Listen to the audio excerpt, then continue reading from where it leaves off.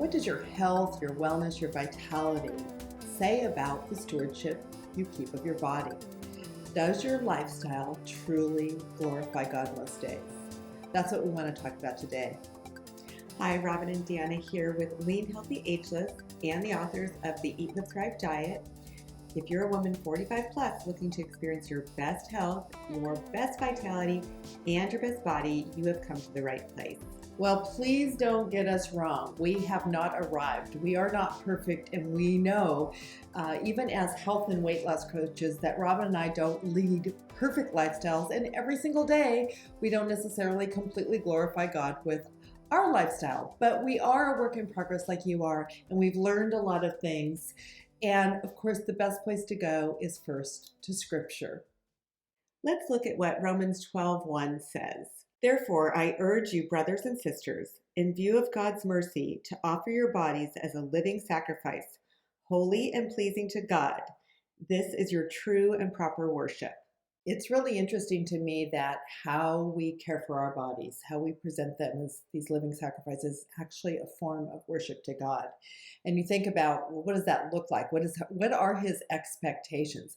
So often in Scripture, Paul speaks a lot about our body being the temple of the Holy Spirit and so forth, and he speaks a lot of sexual purity. But I think you can look at this in the big context of God has given us this physical body for this life on earth.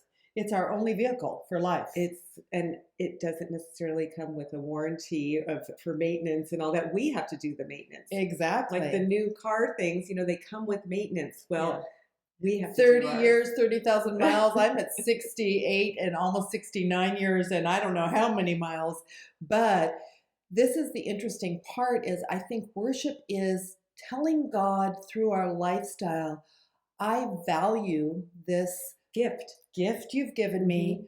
I really do understand I have a part. You gave me the gift, and we live in an imperfect world, so our bodies certainly aren't perfect because we live in a fallen world, but he gives us stewardship over them. You told me a really interesting story about your daughter and how it parallels what we're talking about, so share that. Okay, so my youngest daughter, Jill, when she was about 18, 19 years old, we weren't going to just buy her a car and give it to her, but we wanted to help her, certainly. And so we helped her with her down payment, getting her insurance, all the things that you have to do. So she had an almost brand new car, little simple economy car.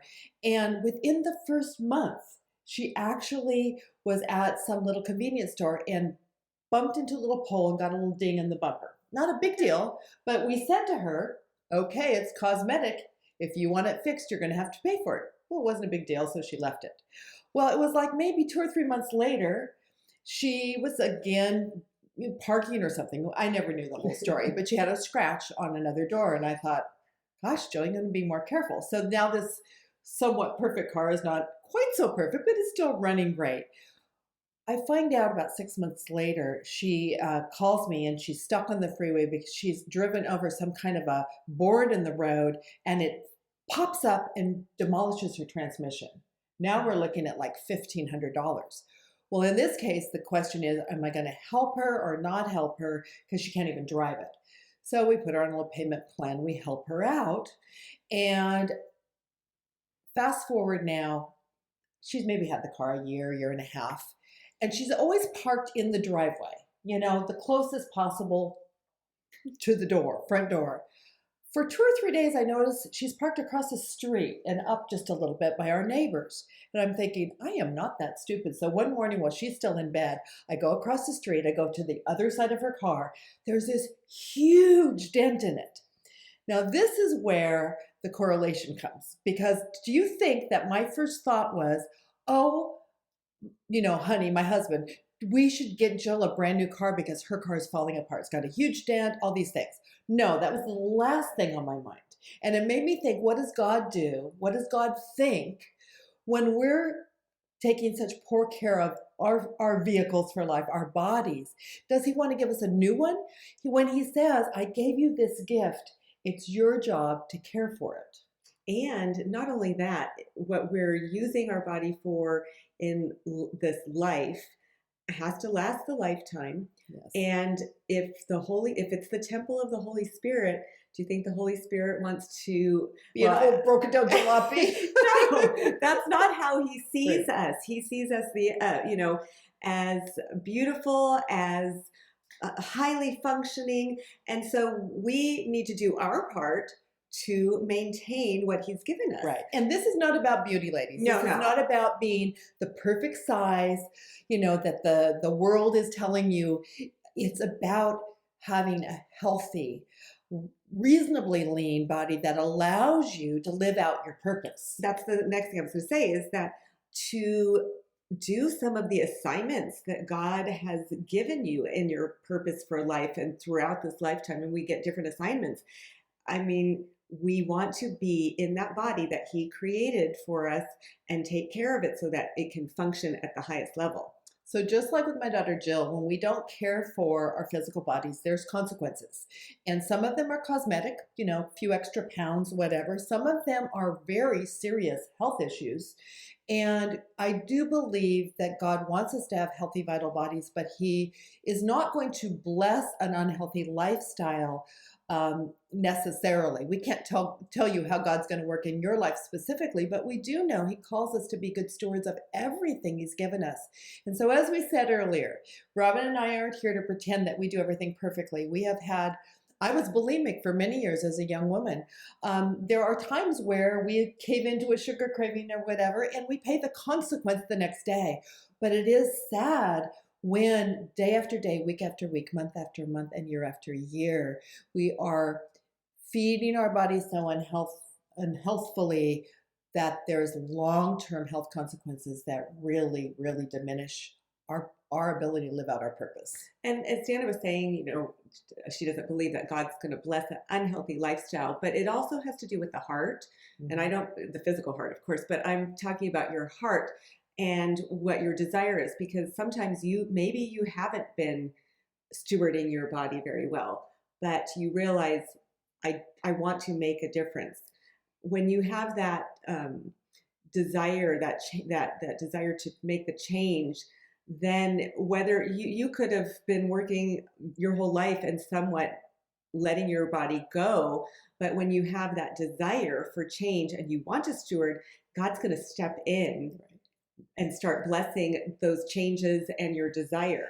And I will say, as we have been coaching so many hundreds of women through the Eat, Live, Thrive Academy and getting to know them and their struggle and their battle, we are seeing these wonderful emotional, spiritual victories. And this is not about condemnation. It says in Romans 8:1, there is therefore now no condemnation for those who are in Christ Jesus. This is about conviction. There's a big difference because we don't want to guilt you. We want to help you just face off the reality of, God, I really could do better in this area. And he's not going to expect you to do it perfectly. No. He will give you grace for the journey. He's not there to squash you because you fall down or you mess up or whatever. It's about that, as Robyn said, the condition of your heart, the intentionality. And we are in a battle of the flesh for the entire walk of this lifetime on earth. But he does want us to really love and honor him by presenting our bodies as that living sacrifice, taking good care of these temples. And I do want to mention, Danna, that this is primarily around lifestyle choices, your choices. You may be in a situation with your health that was beyond your control. Of course. And that is not where we're talking about.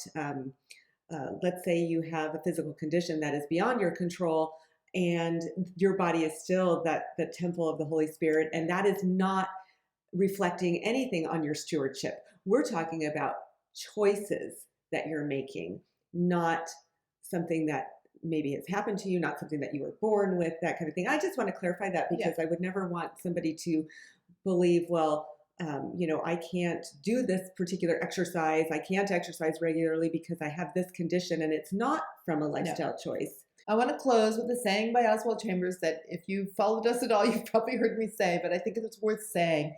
He says, we cannot do what only God can do, and he will not do what we can. So God gives us the body.